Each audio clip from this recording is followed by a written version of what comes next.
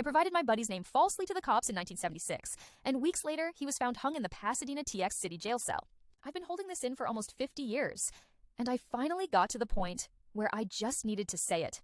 I don't care if people believe me or not. I need to get this off my chest. Back in 1976, I was about 17 years old.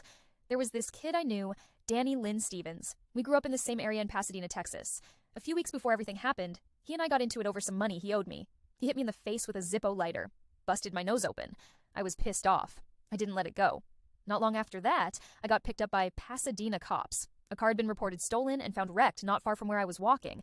They figured I was involved, started asking me who was driving it. Still mad about what happened with Danny, I gave them his name. But it wasn't him. I knew it wasn't him. It was another kid I knew who actually took the car. But they never found that guy. A couple months later, I was in court for a setting on an unrelated case, when out of nowhere, a detective walked up to me with a photo and asked, "Is this the guy who was driving the car?" It was Danny's photo. I told the truth. I said no. And then he goes, "Don't worry about it. He's dead anyway." I was just shocked. I didn't know what to do. I panicked. So I said, "Yeah, that's him." He said, "Okay, like that's all he was looking to hear," and walked off like it was nothing. And that was the last anyone ever said to me about Danny Stevens, like they just swept his death under the rug. I only found a short newspaper clipping saying he hanged himself in a padded cell using a straitjacket strap. He'd been arrested for suspicion of auto burglary. That was it. No investigation. No real autopsy I could find. No paperwork. Just some tiny newspaper clip saying he died. I've never believed he killed himself. He wasn't that kind of kid. He wasn't crazy. He wasn't in deep trouble or anything.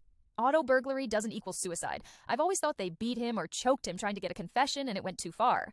And yeah, I was the one who gave them his name. That's been with me every day since. What really made it worse is that a few years later, in 1981, they did the same kind of thing to me. Picked me up again, took me behind the jail, choked me, tried to force me to give up someone else's name.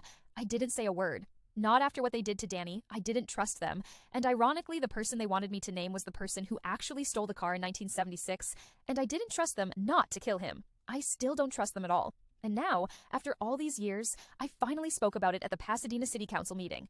I told them everything. I'm filing a Texas Public Information Act request to get any record, anything at all, about Danny's death. Because I've looked. And there's just nothing.